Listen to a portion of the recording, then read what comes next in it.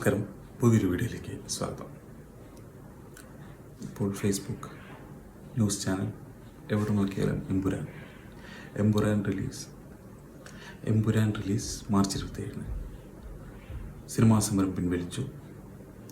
കുറച്ച് ഫ്ലാഷ് ബാക്കായിട്ട് നമുക്ക് നോക്കിക്കഴിഞ്ഞാൽ സിനിമാ സമരം എമ്പുരാനെ റിലീസ് പ്രതിസന്ധി.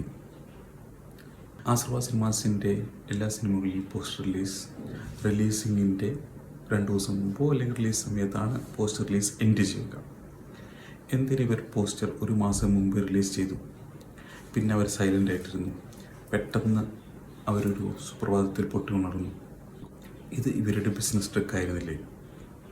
ശ്രീ ഗോകുലം ഗോപാലൻ മൂവി ഏറ്റെടുക്കുകയും ആശ്രവ സിനിമാസിൽ രക്ഷിക്കുകയും എന്നൊക്കെ ഇത് ഇവരുടെ ബിസിനസ് ട്രിക്കായിട്ടാണ് എനിക്ക് തോന്നിയത്.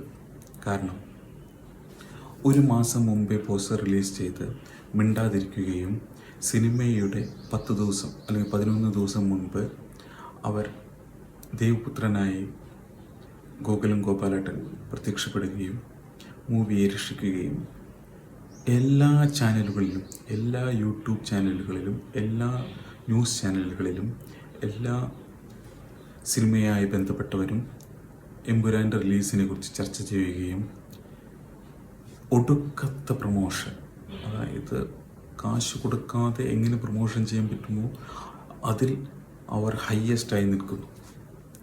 സത്യത്തിൽ ഇത് മൂവിയുടെ പ്രൊമോഷൻ അല്ലേ ഇവർ ചെയ്തത്? സൈലൻ്റ് ആയിട്ടിരിക്കുകയും എല്ലാവരും ചോദിക്കുന്നു എവിടെ എമ്പുരാൻ റിലീസ് എന്ത് പറ്റി? പിന്നെ എന്തിനായിരുന്നു ഈ നാടകം?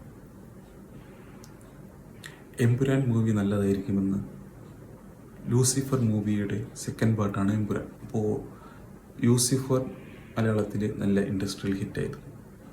അപ്പോൾ എമ്പുരാൻ ഹിറ്റാവുമെന്ന് എല്ലാവർക്കും പറയും. ഗോകുലം ഗോപാലേട്ടൻ്റെ ഒരു ഇൻ്റർവ്യൂ കണ്ടു. മൂവിയെ പ്രതിസന്ധിയിൽ നിന്ന് രക്ഷിക്കാൻ വേണ്ടിയിട്ടാണ് ഗോകുലം ഗോപാലേട്ടനെ വന്നതെന്ന്. തുടർന്ന് മൂവി കുറച്ച് പ്രതിസന്ധി വന്നപ്പോൾ എന്തുകൊണ്ട് ഗോകുലം ഗോപാലേട്ടൻ ഏറ്റെടുത്തില്ല? ഓക്കെ, റാം മൂവി 2 പാർട്ടുള്ളതാണ്. എന്തുകൊണ്ട് ഗോകുലം ഗോപാലേട്ടൻ ഏറ്റെടുത്തില്ല? ദേവപുത്രനായിട്ട് എന്തുകൊണ്ട് ഗോകുലം ഗോപാലേട്ടൻ വന്നില്ല? ഇവിടെ ഇത് പ്രൊമോഷനായിരുന്നു. ഇവരെല്ലാം സെറ്റ് ചെയ്തിട്ടുണ്ടായിരുന്നു.